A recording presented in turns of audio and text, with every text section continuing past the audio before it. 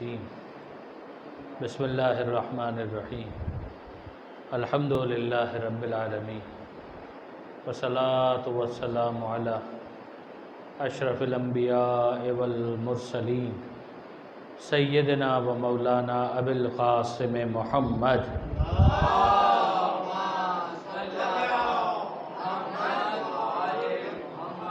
وَأَهْلِ بَيْتِهِ الطَّيِّبِينَ الطَّاهِرِينَ الْمَعْصُومِينَ الْمَظْلُومِينَ الْمُنْتَجَبِينَ الْمُنْتَخَبِينَ الْمَيَامِينَ لَا سِيَّمَا عَلَى الْإِمَامِ الْمُنْتَظَرِ وَالْحُجَّةِ الثَّانِيَةِ عَشَرَ الَّذِينَ أَذْهَبَ اللَّهُ عَنْهُمُ الرِّجْسَ وَطَهَّرَهُمْ تَطْهِيرًا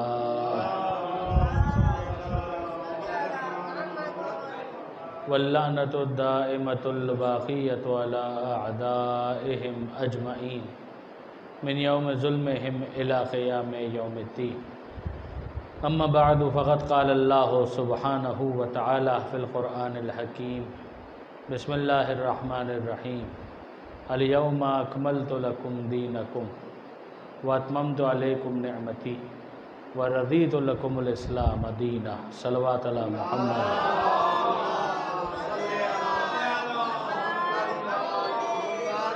برادران عزیز و خاران محترم، آپ سب کی خدمت میں عید اللہ الاکبر، عید سعید، عید غدیر کی مبارکباد اور عید مباہلہ کی بھی مبارکباد.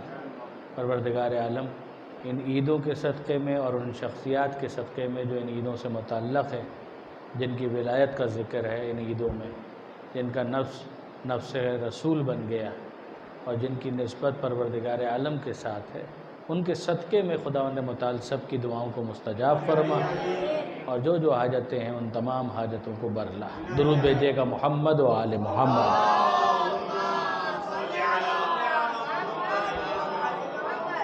ذرا دیکھیے کہ کتنا اہتمام کیا گیا.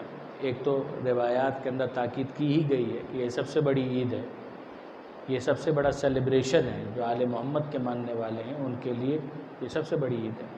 اس میں کوئی شک نہیں کہ دو رسمی عیدیں ہیں، عید الفطر اور عید قربان، مگر ان سے بھی زیادہ جو خوشی کا موقع ہے وہ عید غدیر کا موقع ہے کہ جس میں ولایت کا اعلان ہے غدیر خم کے میدان میں. اور پھر اس کو سیلیبریٹ کرنے کے لیے باقاعدہ ایک طریقہ جو بتایا گیا، اس کے اندر تہنیت کے لیے بھی الفاظ سکھائے گئے کہ تبریک اگر کسی کو پیش کرنی ہے، مبارکباد دینی ہے، تو اس کے لیے انداز یہ ہوگا کہ وہ کہے کہ الحمدللہ، کہ حمد اس پروردگار کے لیے، الذی، وہ خدا کہ جعلنا، کہ جس نے ہمیں قرار دیا، من المتمسکین، ان لوگوں میں قرار دیا کہ جو وابستہ ہیں بے ولایت امیر المومنین، مولا کائنات امیر المومنین کی ولایت سے متمسک ہیں. اور وہ امیر المومنین کون ہے؟ کہ علی ابن ابی طالب علیہ السلام.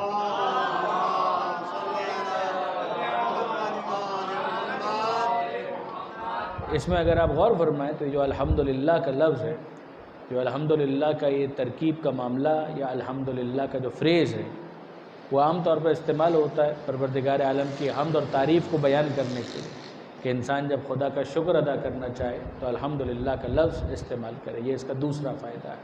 ایک یہ ہے کہ انسان پروردگار عالم کی حمد کر رہا ہے، تعریف کر رہا ہے، الحمدللہ رب العالمین، اس کے لیے بہت مناسب جملہ ہے. اسی طرح سے آپ جانتے ہیں کہ خطبے کا آغاز ہوتا ہے حمد پروردگار سے، بسم اللہ کے فوراً بعد حمد پروردگار. مگر یہ شکر ادا کرنے کے لیے بھی ایک ایسی ترکیب ہے کہ جو معصوم کی روایت کے مطابق چھٹے امام جعفر صادق علیہ الصلوۃ والسلام کہ شکر پروردگار ادا کرنے کے لیے یوں تو انسان بہت سے الفاظ کہہ سکتا ہے. شکرا للہ بھی ایک فریز ہے، ایک ترکیب ہے، ایک تعبیر ہے کہ جس کے ذریعے سے خدا کا شکریہ ادا کیا جاتا ہے. مگر یہ جو جملہ ہے الحمدللہ، اس کے بارے میں معصوم فرماتے ہیں کہ لفظی اعتبار سے اگر انسان خدا کا شکر ادا کرنا چاہے اور ایسے ادا کرنا چاہے کہ گویا حق کے شکر ادا ہو جائے، ورنہ کہاں حق کے شکر ادا ہو سکتا ہے. مگر لفظوں کے ذریعے سے جب انسان جملہ اپنی زبان پر وہ لے کر آتا ہے تو ظاہر ہے کچھ نہ کچھ تو وہ کہے گا. تو وہ جملہ کون سا ہے کہ جو بالکل اس مطلوب کو، مقصود کو، معنی کو، مفہوم کو، مراد کو ادا کرنے کے لیے سب سے زیادہ مناسب اگر کلمہ کہا جائے تو امام نے یہ ارشاد فرمایا کہ وہ یہ جملہ ہے الحمدللہ، کہ اگر کہا گیا کہ حمد اللہ کے لیے، گویا پروردگار عالم کا لفظی اعتبار سے کما حق ہو شکر ادا کر دیا گیا۔ تو اب انسان شکر کس بات پر ادا کرتا ہے؟ نعمت ملنے پر شکر ادا کرتا ہے۔ تو ذرا غور فرمائیے گا، کچھ عرض کرنا چاہ رہا ہوں کہ اگر انسان کو اولاد مل جائے تو یہ نعمت ہے، مال مل جائے تو یہ نعمت ہے، نوکری مل جائے تو یہ نعمت ہے، مکان مل جائے تو نعمت ہے، نیا لباس خریدا تو یہ نعمت ہے، غذا مل جائے تو نعمت ہے، مشروب مل جائے تو نعمت ہے، کھانا مل جائے تو نعمت ہے، پانی مل جائے تو نعمت ہے۔ تو آپ دیکھتے ہیں کہ ہر نعمت کے موقع پر انسان کہتا ہے الحمدللہ، کہ شکر ہے پروردگار کا، لباس ملا وہ نعمت ہے تو انسان نے کہا اللہ کا شکر الحمدللہ، اس کو اگر کھانا ملا تو اس نے کہا شکر، یہ نعمت ہے پروردگار کی۔ تو اب سمجھ میں آتا ہے کہ جب ہر نعمت پر خدا کا شکر ادا کرتے ہوئے الحمدللہ کہنا ہے تو وہ نعمت کہ جس کے بعد نعمتیں تمام ہو رہی ہیں تو یقیناً کوئی خاص جملہ ہونا چاہیے۔ تو پھر پروردگار عالم کا شکر کیسے ادا کیا جائے؟ تو اس طرح سے ادا کیا جائے کہ الحمدللہ الذی جعلنا من المتمسکین بولایت علی ابن ابی طالب۔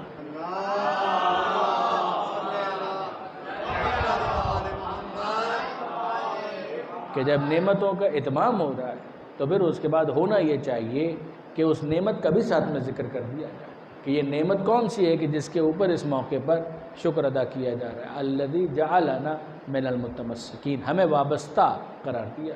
یہ تمسک کا لفظ اگر آپ کے ذہن میں ہو تو یقیناً حدیث ثقلین میں بھی یہ تمسک کا لفظ آیا ہے، وہاں پر عمومیت کے ساتھ آیا ہے، قرآن اور عطرت دونوں کے ساتھ، انی تارک فیکم الثقلین، کہ جہاں پیغمبر اکرم نے یہ ارشاد فرمایا کہ میں تمہارے درمیان دو چیزیں گراں قدر، وزنی، بھاری چیزیں چھوڑ کر جا رہا ہوں، ایک اللہ کی کتاب، کتاب اللہ ہے، و عطرتی اہل بیتی، اور دوسرے میری عطرت، میرے اہل بیت۔ ما ان تمسکتم بہما، جب تک تم ان دونوں سے متمسک رہو گے، یہ وہی تمسک ہے جو وہاں پر آیا، جب تک تم ان دونوں سے متمسک رہو گے ہرگز ہرگز گمراہ نہ ہوں گے۔ یعنی یہ حیران کن بات ہے کہ پیغمبر اکرم نے اس جملے کو الگ بھی ارشاد فرمایا، لیکن اگر آپ غدیر خم کا جو خطبہ ہے اس پر غور فرمائیں تو وہاں پر آپ کو یہ دونوں جملے ایک ساتھ نظر آئیں گے۔ یعنی خود صحیح مسلم کے اندر صاحب کتاب نے جو مولا کائنات کے فضائل کا باب ہے اس میں جب ذکر کیے احادیث تو غدیر خم کا ذکر کیا، اور غدیر خم کے جلسے کا ذکر کیا، اور غدیر خم کے جلسے میں پیغمبر اکرم کے بیان کا ذکر کیا، اور اس بیان کے ضمن میں حدیث ثقلین کو بھی بیان کیا، حدیث ولایت کو بھی بیان کیا۔ حدیث ثقلین کی یہی الفاظ تقریباً، اور پھر اس کے ساتھ ساتھ من کنت مولا ہو فعلی مولا، کہ جس جس کا میں مولا اس کے علی مولا۔ تو یہ آپ کو صحیح مسلم کے اندر بھی دونوں جملے ایک ساتھ نظر آئیں گے، وہاں پر بھی تمسک کا ذکر ہے، وہاں پہ قرآن اور اہل بیت دونوں کے ساتھ تمسک کی بات ہے، اور یہاں پر فرد فرید و وحید و اول فرد جو سلسلہ اہل بیت و عطرت کی ہو سکتی ہے وہ امیر المومنین کی ہے، تو ان کا تعارف کروایا گیا اس جملے کے ذریعے سے کہ جب خدا کا شکر ادا کرو تو اس تمسک کو بھی یاد رکھو کہ ولایت کو ماننے کا مطلب یہی ہے کہ تم ان سے تمسک اختیار کر رہے ہو، ان سے وابستگی اختیار کر رہے ہو۔ درود بھیجیے گا محمد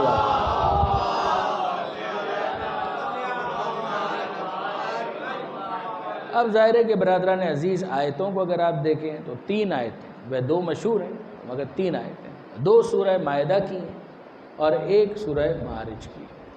2 سورہ مائدہ کی جو آیتیں ہیں ان میں سے پہلی آیت وہ تو آغاز ہی میں آپ کو مل جائے گی، اور دوسری آیت آیت نمبر 67، وہاں پر پروردگار عالم نے کچھ بیان کیا۔ اچھا، اب عجیب بات یہ ہے کہ سورہ مائدہ کو مائدہ کیوں کہتے ہیں؟ اس لیے کہ دسترخوان کا ذکر ہے۔ اس دسترخوان کا اگر آپ تفصیلی احوال پڑھنا چاہیں تو یہ کافی آگے جا کر سورہ مائدہ کے اختتام سے کچھ پہلے حضرت مسیح علیہ السلام کی جو دعا ہے اس دعا کے اندر یہ لفظ آیا۔ ان کے حواریوں نے خواہش کی کہ آپ خدا سے یہ دعا مانگو کہ ہمارے لیے آسمان سے مائدہ نازل فرما۔ مائدہ کا مطلب ہوتا ہے دسترخوان، اور دسترخوان نازل کرنے کی انہوں نے دعا مانگی۔ تو حضرت عیسیٰ علیہ السلام نے دعا مانگی، اور اس دعا کے اندر الفاظ یہ تھے کہ اے پروردگار انزل علینا مائدۃ من السماء، کہ اے پروردگار ہمارے لیے آسمان سے مائدہ نازل فرما۔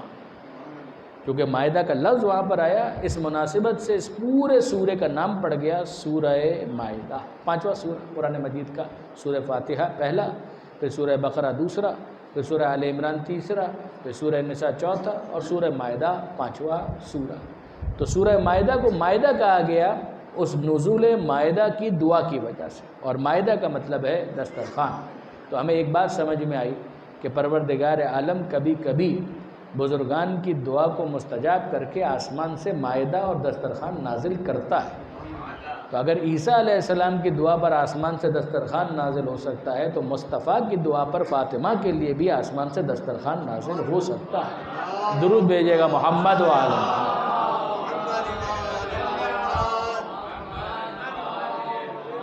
یہ میں نے اس لیے کہا کہ خاص طور پر اگر آپ غور فرمائیں تو اس طرح سے ہوتا ہے، بہت سے افراد اعتراض کرتے ہیں، وہ کہتے ہیں کہ یہ کیا غیر معمولی، تو غیر معمولی بات ہی کو کرامت اور معجزہ کہا جاتا ہے۔ جو معمول کے معاملات ہوتے ہیں اس میں تو ظاہر ہے وہ بھی یقیناً پروردگار کی نشانیاں ہیں، ایسا نہیں ہے کہ وہ نشانی نہیں ہے، کہ جو معمول کے معاملات ہوتے ہیں، مثلاً آپ انصافاً غور فرمائیے کہ زمین کے اندر انسان نے بیج کو بو دیا اور پھر کھاد ڈال دی، پانی ڈال دیا، دیکھ بھال کی، تو اس کے بعد پھر زمین سے کوپل برآمد ہو گئے، ایک درخت اگائے اور اس کا پھل اور اس کی فصل، اور انسان اس سے استفادہ کرے، غلہ بنائے، اناج اگائے، اور پھر اس کے بعد اسے لے کر آئے، ہارویسٹ کرے، تھریش آؤٹ کرے، پھر اس کے بعد اس سے سالن بنا لے اور اپنی غذا کا اہتمام کرے۔ تو نشانی تو یہ بھی ہے، نشانی تو یہ بھی ہے کہ وہ کون ہے کہ جو زمین کا سینہ چاک کر کے اس طرح سے کوپل کو برآمد کر رہا ہے۔ نشانی تو یہ بھی ہے، مگر ایک ہے عمومی نشانی اور ایک ہے خصوصی نشانی۔ معجزات اس خصوصی نشانی کو کہتے ہیں جو معمول کے واقعات نہیں ہوتے، اسی لیے اس کو کہتے ہیں غیر معمولی، ایکسٹرا آرڈنریلی، یعنی ایک معاملہ جو آرڈنری واقعے کے طور پر ہے کہ روز کا، وہ بھی یقیناً نشانی ہے پروردگار، لیکن پروردگار عالم کی بعض وہ نشانیاں کہ جو روٹین سے ہٹ کر ہوں اور پھر وہ نشانی بن جائے، اسی کو معجزہ کہا جاتا ہے، وہ پروردگار عالم کی خاص نشانی ہوتی ہے۔ تو زمین سے غلے کا اگنا یہ بھی نشانی ہے، مگر آسمان سے مائدہ کا نازل ہونا یہ خاص نشانی ہے۔ آسمان سے دسترخوان کا نازل ہونا یہ پروردگار کا خاص معجزہ، ایک کرامت ہے جو پروردگار عالم کسی کے مرتبے اور مقام کو ظاہر کرنے کے لیے پیش کرتا۔ مگر یہاں پر ایک اور چیز جو بہت انٹرسٹنگ ہے وہ یہ کہ بعض افراد یہ بھی اعتراض کرتے ہیں کہ جناب عیدیں تو بس دو ہو سکتی ہیں، عید فطر اور عید قربان، یہ غدیر عید کیسے ہو گئی، موبائلہ عید کیسے ہو گئی؟ تو اب آپ ذرا غور فرمائیے گا کہ حضرت مسیح علیہ السلام کی جو دعا ہے، عیسیٰ علیہ السلام کی جو دعا ہے وہ پوری کیا ہے؟ انزل علینا مائدۃ من السماء، یعنی عجیب بات یہ ہے کہ غدیر سے متعلقہ دو اہم آیتیں جس سورے میں، اسی سورے میں مائدہ کے حوالے سے عیسیٰ علیہ السلام کی یہ دعا کہ مالک ہمارے لیے آسمان سے مائدہ دسترخوان نازل فرما، کیوں؟ تکون لنا عیدا لاولنا لآخرنا، کہ مالک مائدہ کو نازل فرما اور یہ نزول مائدہ عید بن جائے ہمارے لیے، ہمارے اول کے لیے بھی اور ہمارے آخر کے لیے بھی۔ تو ہمیں سمجھ میں آتا ہے کہ آسمان سے اگر دسترخوان نازل ہو جائے تو وہ بھی عید کا موقع بن جاتا ہے۔ آسمان سے مائدہ تو ایک مرتبہ نازل ہوا، مگر وہ بھی اولنا و آخرنا، اول کے لیے بھی اور آخر کے لیے بھی عید بن جائے۔ تو اگر فقط رزق کا دسترخوان نازل ہو تو وہ انسانوں کے لیے عید بن جائے، تو ذرا سوچئے کہ اگر روحانی غذا کے طور پر علی کی ولایت کا اعلان نازل ہو جائے تو پھر وہ دن یقیناً عید کا دن بنے گا، وہ یقیناً یادگار بنے گا۔ درود بھیجئے محمد و آل محمد۔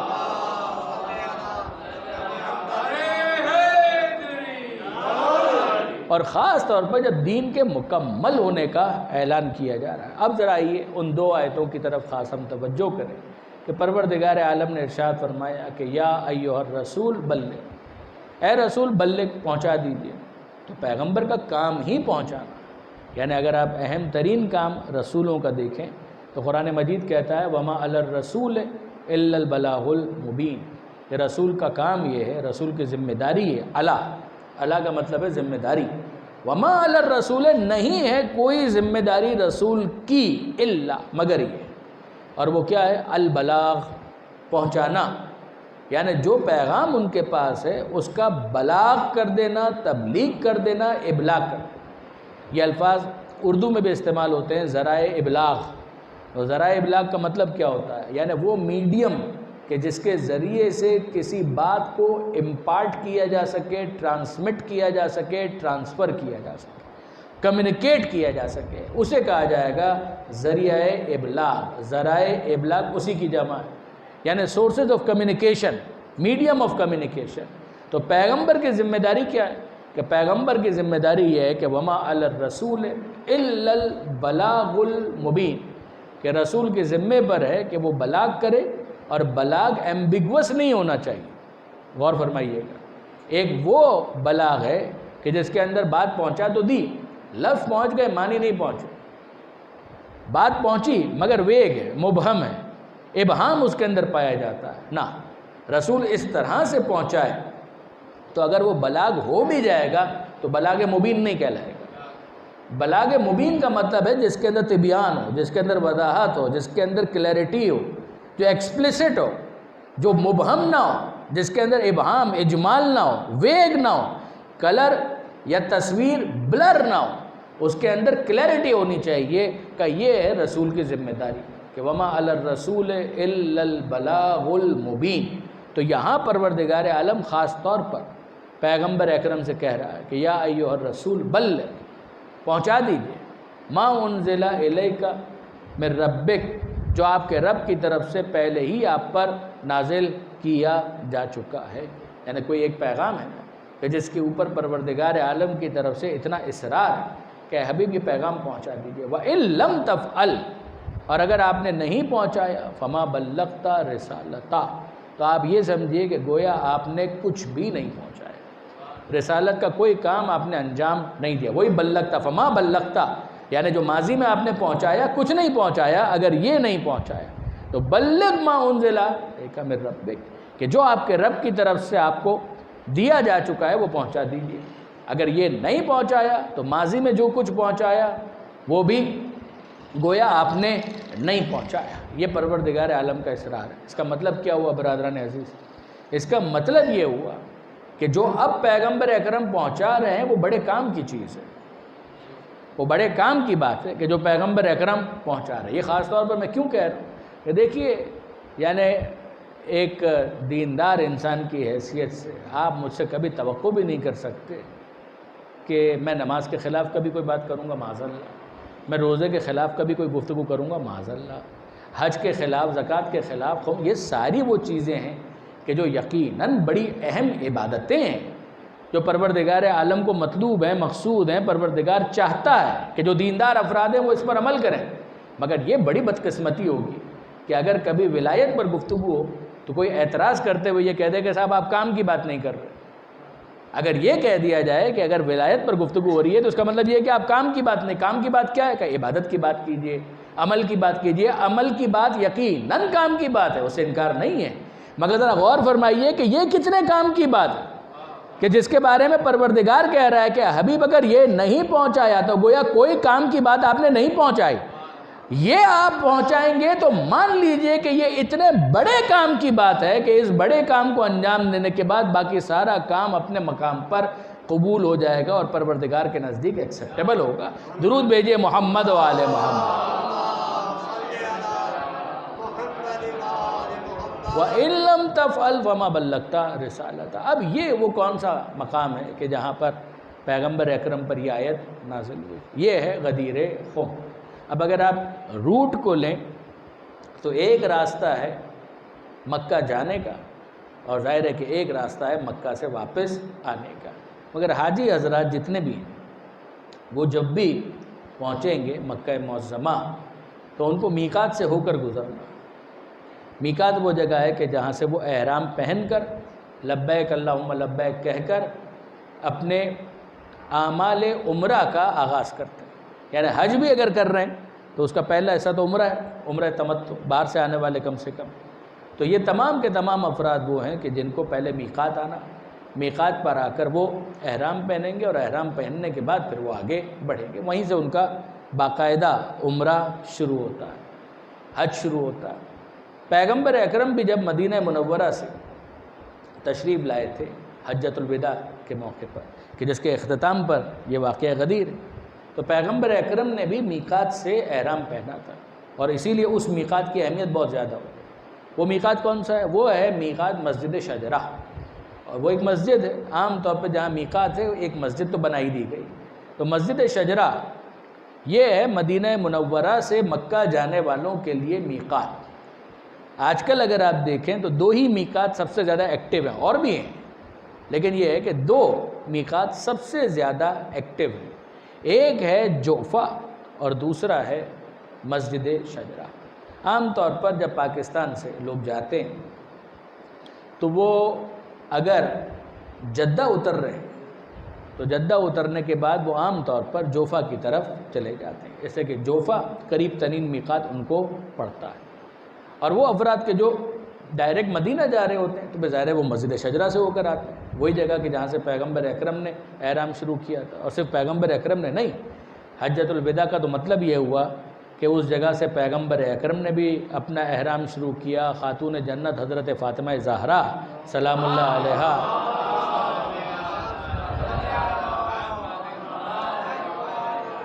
انہوں نے بھی اپنا احرام وہیں سے شروع کیا، امام حسن امام حسین نے بھی اپنا احرام وہیں سے شروع کیا، اور بہت سارے افراد، اس لیے کہ اعلان عام تھا پیغمبر اکرم کی طرف سے کہ بھئی ہم حج پر جا رہے ہیں، تو بہت سارے افراد تھے، انہوں نے جب یہ ندا سنی تو احرام کا ارادہ کیا اور مسجد شجرہ سے انہوں نے اپنا احرام شروع کیا۔ ایک باقاعدہ پوری اس کی ایک تفصیل ہے کہ جب وہاں پر لوگ آ رہے تھے تو کس طریقے سے لبیک لبیک لبیک کی صدائیں ہر طرف بلند ہو رہی تھی۔ مگر مسجد شجرہ صرف اور صرف ایک مقام نہیں ہے کہ جہاں سے احرام شروع کیا جاتا ہے، کہیں اور سے بھی کیا جا سکتا ہے اگر وہ پراپر میقات ہے، تو اس کے اندر یلملم کی پہاڑیاں بھی ہیں اور دیگر مقامات ہیں، انہی میں ایک مقام جوفہ۔ یہ جو جوفہ کا مقام ہے کہ جہاں سے احرام شروع کیا جاتا ہے، اسی کے قریب وہ مقام ہے، ایگزیکٹلی وہ نہیں لیکن اسی کے قریب وہ مقام ہے کہ جس کا نام ہے غدیر خم۔ یعنی اگر آپ انٹرنیٹ کے اوپر، کتابوں میں تو خیر یہ ہے ہی، لیکن اگر آپ انٹرنیٹ پر بھی غدیر کی تفصیل پڑھنا چاہیں گے تو جو مفصل جہاں پر بیان آپ کو ملے گا وہاں پر آپ کو جوفہ کا حوالہ ضرور ملے گا کہ جوفہ کے قریب وہ مقام تھا کہ جس کو غدیر خم کہا جاتا تھا، اور وہاں پر پیغمبر اکرم نے اس قافلے کو ٹھہرایا تھا اور روکا تھا۔ اب ظاہر ہے کہ یہ کب ہو رہا ہے؟ پیغمبر اکرم جب آ رہے تھے مکہ کی طرف تب تو حضور مسجد شجرہ سے احرام شروع کر کے مکہ کی طرف عازم سفر ہوئے۔ یہ ہے بات واپسی کی، یعنی ہوتا یہ ہے کہ مسجد شجرہ سے جب آپ احرام پہن کر آگے بڑھیں تو آج بھی یہ ہوتا ہے کہ جوفہ کے قریب سے گزرتے ہیں، لیکن چونکہ ذمہ داری یہ ہوتی ہے کہ جو پہلا میقات ہے اسی سے انسان اپنا احرام شروع کر لے، تو مسجد شجرہ ہی سے احرام شروع کیا جاتا ہے۔ اب واپسی پر جب پیغمبر اکرم جا رہے تھے، عازم سفر ہو رہے تھے واپسی کی طرف، تو جوفہ تک جب یہ پہنچا قافلہ، جوفہ سے قریب غدیر خم کے موقع پر، تو وہاں پر ظاہر کہ سب ایک ساتھ تو نہیں چل رہے تھے، ہوتا یہ ہے کہ کوئی پہلے آتا ہے کوئی بعد میں آتا ہے، یہ تو محفل میں بھی ایسا ہی ہوتا ہے کہ کچھ افراد ہوتے ہیں کہ جو پہلے سے آتے ہیں، کچھ افراد ہوتے ہیں جو تھوڑا تاخیر سے آتے ہیں۔ تو وہاں پر بھی یہی تھا کہ قافلے چل رہے ہیں، مگر قافلے جو چل رہے ہیں تو کچھ آگے بڑھ گئے ہیں اور کچھ پیغمبر اکرم کے ساتھ ساتھ اور کچھ ابھی پیغمبر اکرم سے پیچھے ہیں۔ تو یہ مقام تھا غدیر خم کا، جوفہ سے نزدیک اس کی لوکیشن، کہ جہاں پر اچھا یہ ایسا نہیں کہ بعد میں اس جگہ پر کوئی یادگار تعمیر نہیں ہوئی، یہاں پر باقاعدہ مسجد غدیر کے نام سے ایک مسجد بنائی گئی تھی۔ یہ الگ بات ہے کہ بعد میں اس مسجد کو ڈیمولش کر دیا گیا، لیکن اگر آپ کتابیں دیکھیں وہ جو آثار اسلامی مکہ و مدینہ، یعنی وہ کتابیں جو مکہ اور مدینہ کے ریمینز یا مکہ اور مدینہ کی ہسٹری کے بارے میں لکھی گئی ہیں، تو اس میں آپ کو مسجد غدیر کا تذکرہ ملے کہ ایک مسجد وہاں پر بنائی گئی جس کا نام رکھا گیا مسجد غدیر، اور بعد میں اس کو ظاہر ہے کہ ڈیمولش بھی کر دیا گیا۔ رسول جعفریان صاحب بھی اس کی ڈیٹیل میں گئے ہیں اپنی کتاب میں۔ تو اس جگہ پر پیغمبر اکرم نے قافلے کو روک دیا، اور پھر قافلے کو روکنے کے بعد پیغمبر اکرم نے حکم دیا کہ جو آگے بڑھ گئے ہیں وہ پیچھے ہیں، اور جو پیچھے رہ گئے ہیں وہ آگے ہیں۔ یہ حضرت علامہ سید علی نقی صاحب کا بہت پیارا تبصرہ ہے، وہ فرمایا کرتے تھے کہ اس میں بھی گویا ایک رمز ہے کہ پیغمبر اکرم یہ سمجھا رہے ہیں کہ یہ ہے نقطہ اعتدال، یہ ہے نقطہ وسط، یہ ہے وہ درمیانی نقطہ کہ جہاں پر ہر ایک نے آنا ہے۔ جو آگے بڑھ گئے ہیں وہ بھی غلط ہیں، جو پیچھے رہ گئے ہیں وہ بھی غلط ہیں، یعنی جہاں پر مصطفیٰ ہیں اور علی مرتضیٰ ہیں وہی نقطہ اعتدال ہے۔ آگے بڑھ کر غلو اختیار کرنا یہ بھی ہدایت کا راستہ نہیں ہے، پیچھے رہ جا کر مقصر بن جانا یہ بھی اعتدال کا راستہ نہیں۔ درود بھیجیے گا محمد و آل محمد۔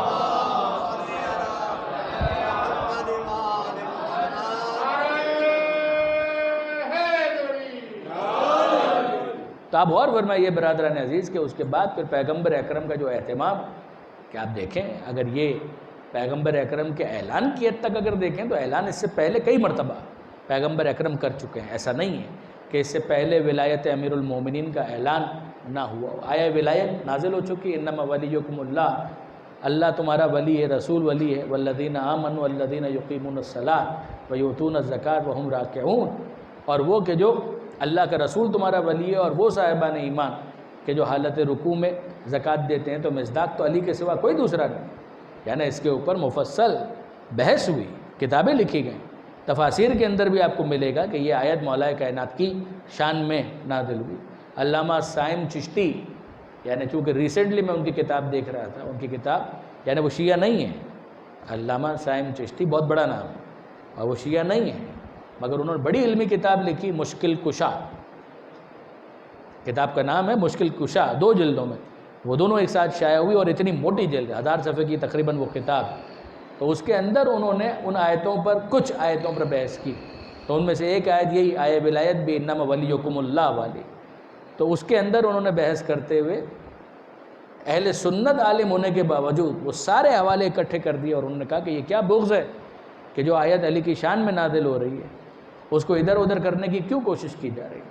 پھر اس کے بعد اگر آپ دوسری تفاسیر دیکھیں تو اس میں آپ کو یہ ملے گا کہ یہ آیت نازل ہوئی، اس کے بعد پھر سوال کیا گیا کہ کیا کہا جاتا ہے کہ یہ علی کی شان میں نازل ہوئی، تو جواب یہ ملا کہ ہاں بھائی علی بھی مومنین میں سے تو ہیں، یہاں پر صرف مومن ہونے کا ذکر نہیں ہے، وہ مومن کے جو حالت رکوع میں زکوٰۃ دیتا ہے وہ تو صرف اور صرف علی ہے، ہر مومن کی بات نہیں ہو رہی ہے۔ درود بھیجیے گا محمد و آل محمد۔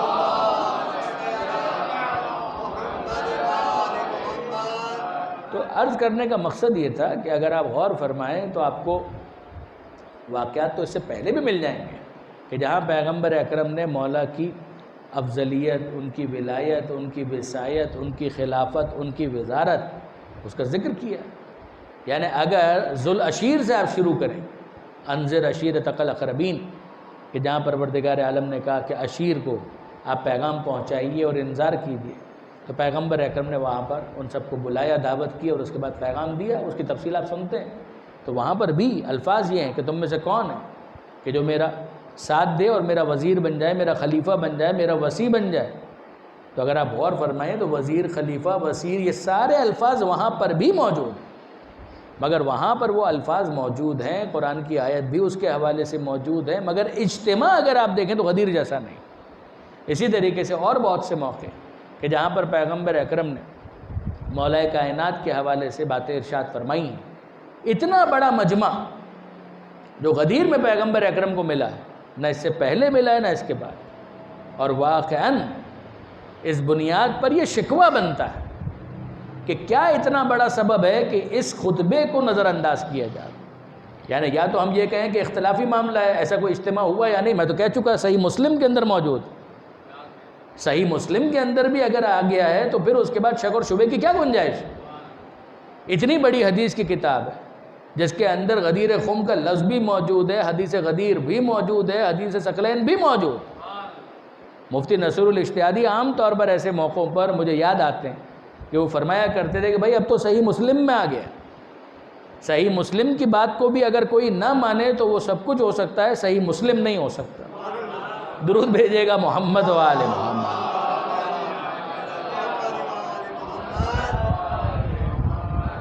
تو صحیح مسلم کے اندر بھی موجود ہے، دیگر کتابوں کے اندر بھی موجود ہے، تواتر موجود۔ یعنی حیران کن بات یہ ہے کہ 4 افراد اگر کسی بات کو بیان کریں تو اس کا اتنا چرچا ہو، اور اگر 1,00,000 صحابہ کرام کہیں پر موجود، 1,00,000 اس سے بھی زیادہ، تو اگر آپ لفظ میں بحث کرنا چاہیں تو کرتے رہیں کہ اس لفظ کا کیا مطلب ہے، مگر حیات النبی کے ایک اہم واقعے کے طور پر کہ اتنے بڑے مجمع میں پیغمبر اکرم نے کچھ ارشاد فرمایا ہے تو اس چیز کو کیوں محفوظ نہیں کیا جاتا، کیوں اس کا ذکر نہیں ہوتا ہے۔ یعنی میں پوچھنا چاہتا ہوں کہ مجھے کوئی بتائے کورس کی کتابوں میں اتنا اصرار اس بات پر کیوں ہے کہ حجۃ الوداع کا جو خطبہ ہے اسے کہا جائے last sermon of the holy prophet. آپ انصاف سے مجھے بتائیے، پیغمبر اکرم کا آخری خطبہ، ارے وہ آخری خطبہ نہیں ہے، صحیح مسلم گواہی دے رہی ہے کتاب کہ اس کے بعد بھی پیغمبر اکرم نے اتنا بڑا خطبہ اتنے بڑے مجمع میں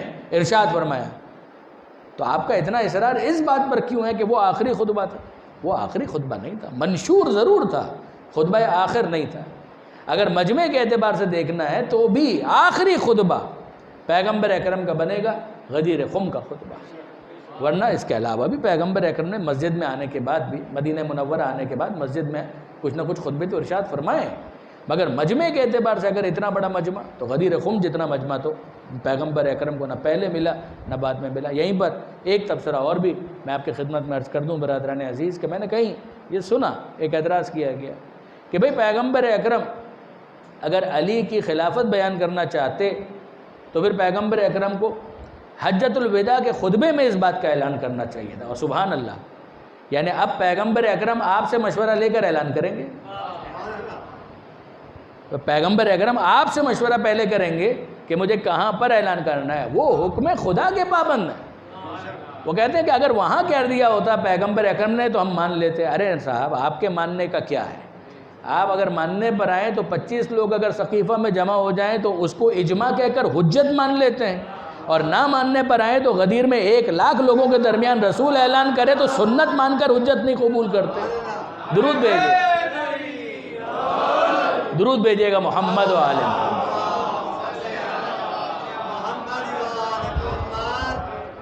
تو یا ایھا الرسول، پیغمبر اکرم نے اس حکم کی تعمیل میں کہ بلغ ما انذر، جو آپ پر نازل کیا جا چکا میرے ربک، آپ کے رب کی طرف سے، اسے پہنچا دی۔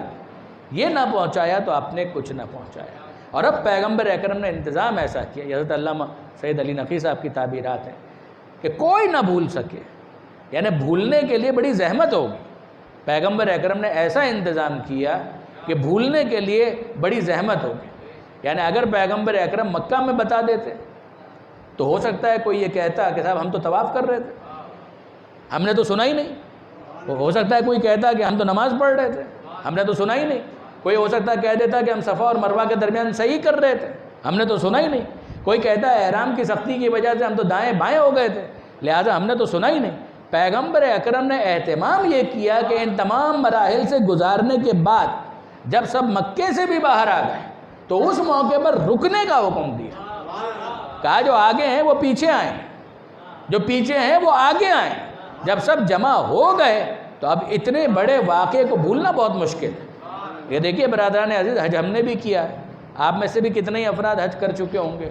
40 دن 35 دن گزارنے کے بعد جب مراسم حج اور مناسک حج مکمل ہو جاتے ہیں تو جلدی ہوتی ہے گھر پہنچیں، جلدی ہوتی ہے کہ گھر پہنچیں۔ اڑ کر انسان اپنے وطن پہنچنے کی فکر میں ہوتا ہے کہ بیوی بچوں کے پاس پہنچے، ان کو اپنی شکل دکھائیں، ان کی شکل دیکھیں، جو سوغات لے کر آئیں ان تک پہنچائیں، ان کے سامنے سفر کا تذکرہ کریں، یہ تمام باتیں کریں۔ غور فرمائیے گا برادران عزیز کہ جب سب کو گھر پہنچنے کی جلدی ہے تو پیغمبر اکرم کہتے ہیں رک جاؤ، اور کہتے ہیں کہ جو آگے ہیں وہ پیچھے آئیں، جو پیچھے رہ گئے ہیں وہ آگے آئیں۔ تو ہر ایک کے ذہن میں آ رہا ہے نا کہ یہ ہمارا سفر جو ہے اسے کیوں اس طریقے سے کھوٹا کیا جا رہا ہے، یہ منزل کیوں کھوٹی ہو رہی ہے۔ اب اس کے بعد اگر پیغمبر کچھ کہیں تو یقین جانیے کہ بھولنا بہت مشکل ہے۔ پیغمبر اکرم اب جو کہیں گے یاد رہے گا، اور پھر اس کے بعد پیغمبر اکرم نے جو انتظام کیا ہے کیا کیا بھولیں گے۔ یہ تپتی ہوئی زمین کوئی بھول سکتا ہے، یہ چمکتا ہوا سورج کوئی بھول سکتا ہے، یہ دوپہر کا وقت کوئی بھول سکتا ہے۔ ایسے میں کہ جب انسان زمین پر پیر نہ رکھ سکے، کھڑے ہونا اتنا مشکل ہو تو خطبہ سننا پڑ جائے تو پھر وہ خطبہ بھول سکتا ہے۔ پھر اس کے بعد یہ انوکھی قسم کا ممبر پیغمبر اکرم نے بنوایا، یہ روٹین کا ممبر نہیں ہے۔ اور یہاں پر ہمارے استاد حضرت علامہ طالب جوہری صاحب کا بہت ہی قیمتی تبصرہ ہے۔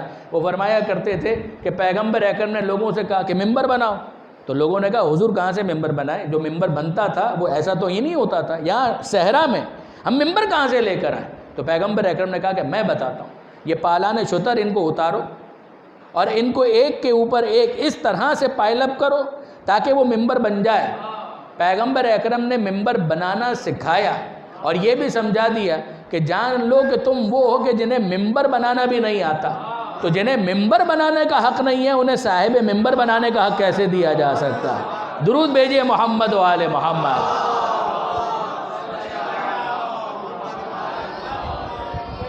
تو کیا کیا کوئی بھولے گا؟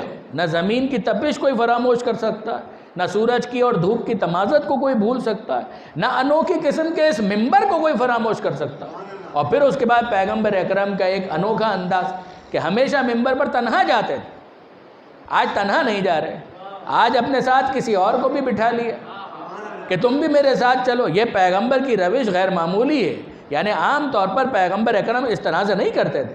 پیغمبر اکرم نے کہا تم بھی ساتھ چلو، مولا کو بھی ساتھ بٹھا لیے۔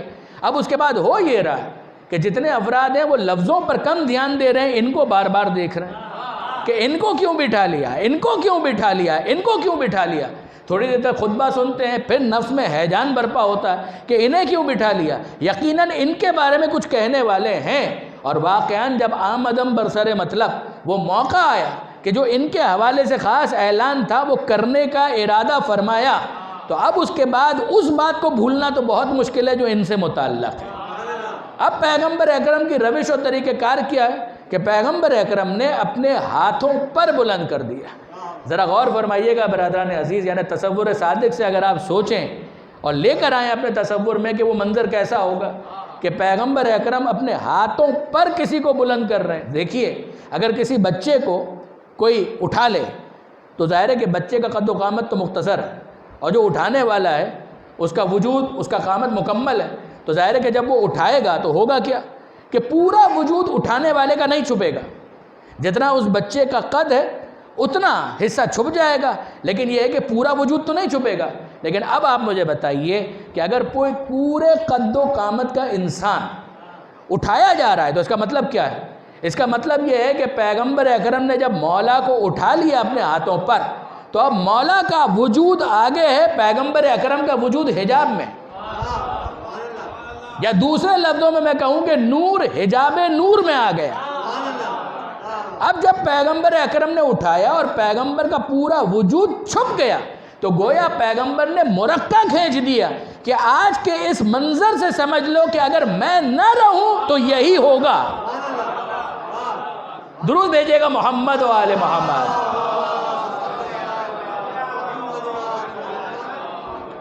کہ اگر کسی موقع پر مجھے نہ پاؤ تو پھر اس کے بعد میری جگہ پر کون ہوگا؟ وہ وہی ہوگا جسے اس وقت تم میری جگہ پر دیکھ رہے ہو۔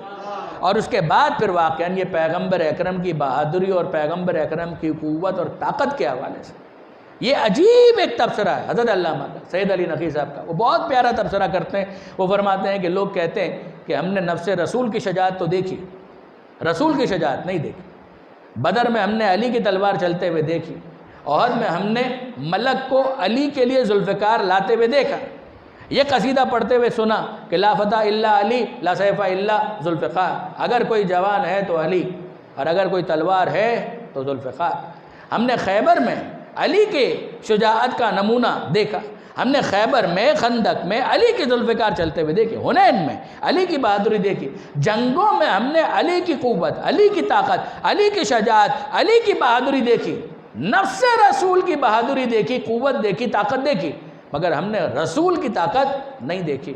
تو بس برادران عزیز، غدیر خم کے میدان میں منبر پر جا کر اپنے ہاتھوں پر علی کو بلند کر کے پیغمبر اکرم نے یہ بھی سمجھا دیا کہ دیکھو جس نے خیبر کو سنبھالا ہوا تھا اسے میں نے سنبھال دیا ہے۔ درود بھیجیے گا محمد و آل محمد۔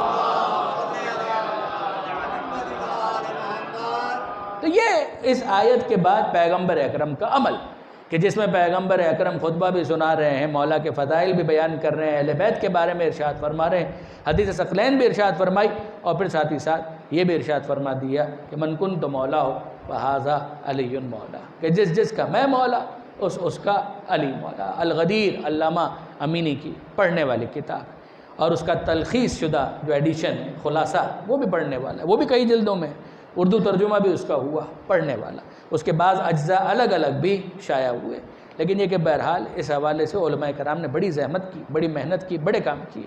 لیکن آئیے ذرا سا اور آگے بڑھ جائیے کہ یہ آیت سورہ مائدہ کی بلغ ما انزل، اے حبیب پہنچا دی جو آپ پر آپ کے رب کی طرف سے پہلے ہی نازل کیا جا چکا ہے۔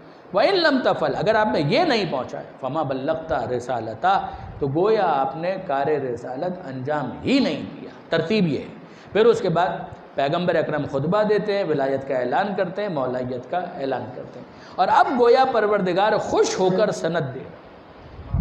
یہ سورہ مائدہ کی ابتدائی آیتوں میں سے کہ الیوم اکملت لکم دینکم، آج کے دن، الیوم، آج کے دن، اکملت، اتممت، رضیت، یہ تین کام ہوئے، اور تینوں کام میں نے کی، یہ خدا کہہ رہا ہے۔ دن ہے کوئی خاص، الیوم، غدیر کا دن، تین کام کیے، اکملت، اتممت، رضیت، دین کو مکمل کر دیا، نعمتوں کو تمام کر دیا، رضی تو میں راضی ہو گیا، لکم تم سے، الاسلام، اسلام کے، دیناً بطور دین اختیار کرنے پر میں راضی ہو گیا۔ یعنی اب برادران عزیز انصافاً آپ غور فرمائیے گا کہ اس کا نتیجہ کیا نکلا۔ الفاظ آپ کے سامنے، الیوم، دن، کون سا دن؟ الیوم، کوئی خاص دن، غدیر کا دن، تین کام ہوئے، اکملت، اتممت، رضیت۔ پہلے اور تیسرے جملے پر غور کیجئے گا، پھر اس کے بعد میں دوسرے جملے پر تبصرہ آپ کی خدمت میں عرض کرتا ہوں۔ اکملت، میں نے مکمل کر دیا، تو ماننا پڑے گا کہ آج اگر مکمل ہوا ہے تو آج سے پہلے ناقص تھا۔ تو ہمیں سمجھ میں آ گیا کہ علی کی ولایت کو مائنس کر دیا جائے تو دین سب کچھ ہو سکتا ہے، کامل نہیں ہو سکتا۔ تو اس کا مطلب یہ ہے کہ یہ اصول دین کا معاملہ ہے، جس پر دین مکمل ہو رہا ہے، جس کے بغیر دین ناقص ہے، تو وہ اصول دین کا معاملہ ہے، بنیاد کا معاملہ ہے، جڑ کا معاملہ ہے۔ دین مکمل کیا آج کے دن، پہلا معاملہ، پہلا جملہ۔ تیسرا جملہ، رضی تو، میں راضی ہو گیا، اس کا مطلب کیا ہے؟ آج سے پہلے میں اس دین سے راضی نہیں تھا، تو پھر کیا تھا؟ اگر علی کی ولایت کو ہٹا دیا جائے تو دین جیسا بھی ہوگا، خدا راضی نہیں ہوگا تو ناراض ہوگا۔ اگر خدا راضی نہیں ہوگا تو پھر ناراض ہوگا۔ یعنی اب میں پھر لفظوں کو بدل دوں۔ دیکھیے برادران عزیز، جو عربی سمجھتے ہیں وہ یقیناً میری بات کی تائید کریں گے کہ جن سے خدا راضی ہو جائے اسے کہا جاتا ہے رضی اللہ۔ یہ یا خبر ہے یا دعا ہے۔ اگر ماضی کی خبر ہے کہ خدا راضی ہو گیا تو خبر ہے، اور اگر دعا دینا جب خدا راضی ہو، ایک دعا کا انداز بھی ہوتا ہے۔ ہم کہتے ہیں سلمہ، خدا ان کو سلامت رکھے، تو رضی اللہ، خدا ان سے راضی ہوا، یہ خبر ہے۔ خدا ان سے راضی ہو جائے، یہ دعا ہے۔ یہاں پر کیا ہے؟ پروردگار کہہ رہے ہیں میں راضی ہو گیا، تو اب یہ دین کیا ہے؟ اب یہ دین ہے رضی اللہ۔ تو ہمیں سمجھ میں آیا کہ علی کی ولایت کے بعد دین رضی اللہ بنتا ہے۔ یعنی علی کی ولایت کے بعد یا اللہ، ہمیں اتنا سمجھ میں آیا، توجہ رکھیے گا، کہ علی کی ولایت کے بعد دین رضی اللہ بنتا ہے۔ تو ماننا پڑے گا کہ اگر علی کی ولایت نہ ہو تو دین رضی اللہ نہیں ہے۔ تو ماننا پڑے گا کہ اگر ولایت کو مائنس کر دیں تو دین رضی اللہ نہیں بنتا، تو ولایت کے بغیر کوئی بندہ رضی اللہ کیسے بن سکتا؟ درود بھیجیے گا محمد و آل محمد۔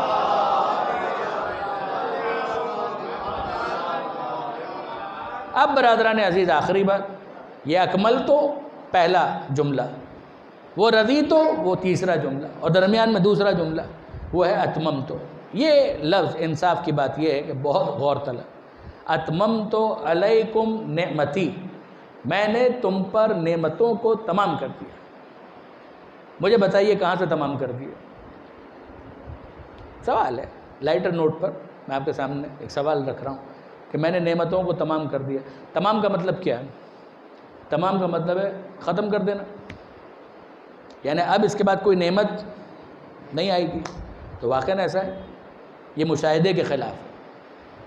آغاز کلام میں نے آپ کے سامنے گزارش کی تھی کہ نعمتیں کیا کیا ہیں؟ بہت ساری نعمتیں ہیں۔ سورہ نحل 16واں سورہ، اس کا نام ہی ہے نعمتوں والا سورہ۔ پروردگار عالم نے کتنی نعمتیں گنوائی، اور ہمارے مشاہدے میں بصارت نعمت ہے، سماعت نعمت ہے، وجود نعمت ہے، اولاد نعمت ہے۔ تو یہ سب کچھ غدیر کے بعد کسی کو حاصل نہیں ہوا۔ اب یہ گئے نعمتیں تمام ہو گئیں تو فل اسٹاپ لگ گیا، اس کے بعد کوئی اور نعمت نہیں ہے۔ کیا یہ مطلب ہے اس کا؟ اگر یہ مطلب ہے تو مشاہدے کے خلاف۔ اتممت علیکم نعمتی، میں انصاف کی بات آپ کی خدمت میں عرض کروں کہ ایک عرصے تک، یعنی جب نئے نئے طالب علم بنے تھے تو قرآن مجید کی آیتوں پر غور و فکر کرنے لگے، تو اس لفظ پر، آیت تو مانوس آیت ہے نا، ہم لوگ بچپن سے سنتے ہوئے چلے آ رہے ہیں، علماء سے، خطباء سے، کتابوں میں پڑھتے ہوئے آ رہے ہیں، تو یہ لفظ جو ہے واضح نہیں تھا کہ اتممتوں کا مطلب کیا۔ یہاں پر جناب استاد محترم مرحوم علامہ طارق جوہری صاحب واقعاً یاد آتے ہیں. ان کے سامنے میں نے یہ کوشچن رکھا تھا جب انہوں نے اجازت دی نشست و برخاست کی، تو ان کے سامنے میں نے یہ سوال رکھا. میں نے کہا حضور یہ لفظ سمجھ میں نہیں آتا، اتممت علیکم نعمتی، نعمتوں کو تمام کر دیا.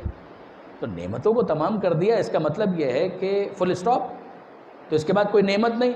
تو کیا اس کے بعد اولاد اس دنیا میں نہیں آ رہی؟ کیا اس کے بعد رزق نہیں مل رہا؟ کیا اس کے بعد لباس نیا تیار نہیں ہو رہا؟ کیا اس کے بعد سماعت، بصارت، ہاتھ پیر، یہ ساری نعمتیں نہیں مل رہی؟ یہ ہوا نعمت نہیں ہے؟ یہ باغ نعمت نہیں ہے؟ یہ اگتی ہوئی فصلیں یہ نعمت نہیں ہے؟ یہ زمین، آسمان، آسمان سے برستا ہوا پانی، بارش، برسات، می، یہ سب نعمت نہیں ہے؟ یہ سب نعمتیں ہیں.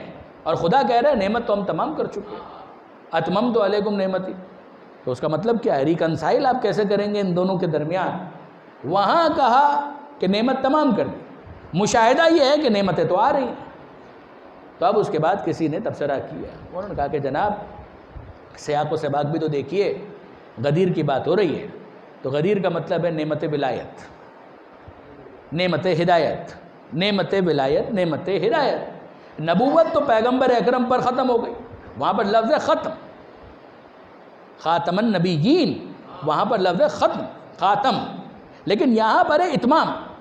اب مجھے بتائیے کہ اگر ولایت اور ہدایت غدیر میں ختم ہو رہی ہے تو اس کا مطلب کیا ہے؟ کہ علی کے بعد اب کوئی اور ولی نہیں ہوگا، کوئی اور ہادی نہیں ہوگا.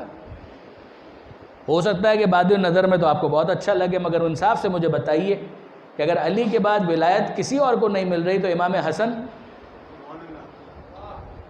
پھر امام حسین، پھر سید سجاد، پھر امام باقر، پھر امام صادق، حضرت حجت، ان سب کے بارے میں آپ کیا ارشاد فرمائیں گے؟ تو بات تو وہ بھی نہیں ہے. اتممت علیکم نعمتی، نعمت کو تمام کر دیا. دیکھیے اکمل تو سمجھ میں آ رہا ہے، رضی تو سمجھ میں آ رہا ہے، یہ اتممت تو میں نے تمام کر دیا، فل اسٹاپ لگا دیا. عام نعمتیں وہ تو آ رہی ہیں، مشاہدہ ہے. نعمت ولایت، نعمت ہدایت ختم ہو گئی؟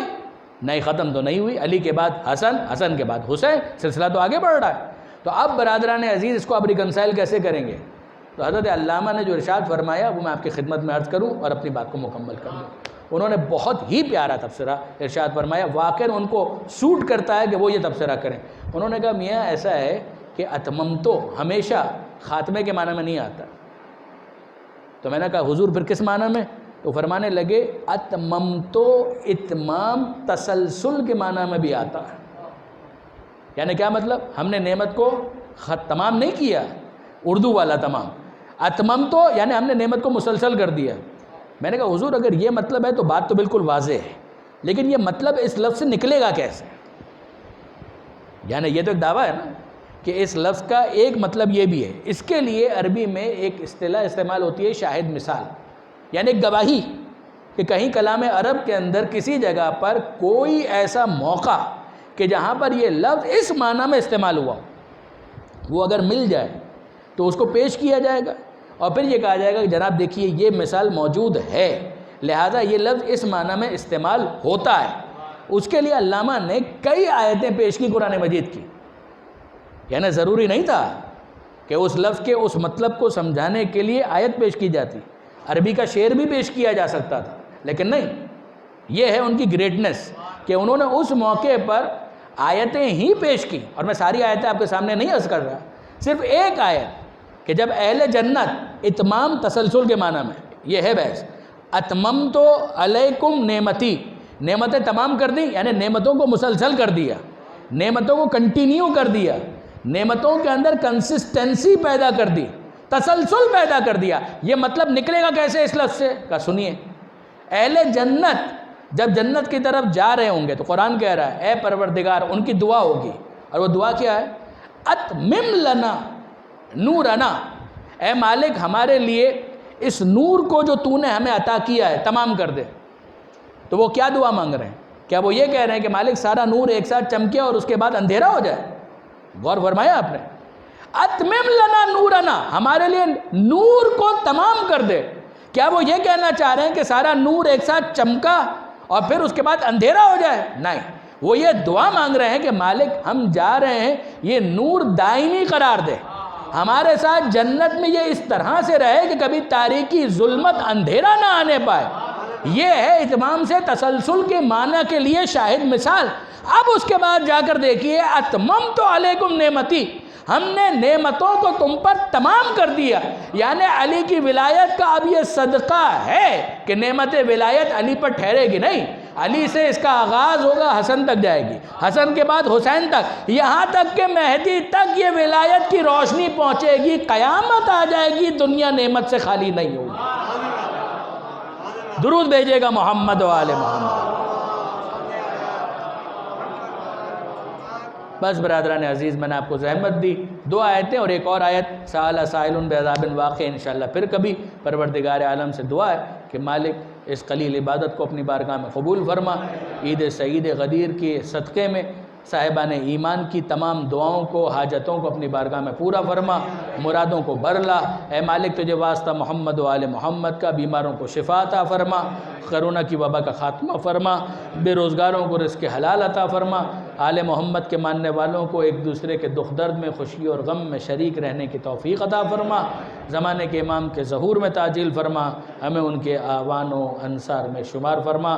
ربنا تقبل منا انک انت السمیع العلیم وتب علینا انک انت التواب الرحیم۔ ظاہر ہے کہ نہ مصافحہ نہ معانقہ، مگر بہرحال غدیر کی خوشی، اس خوشی کے اظہار کے لیے 3 مرتبہ درود بھیج دیں محمد و آل محمد۔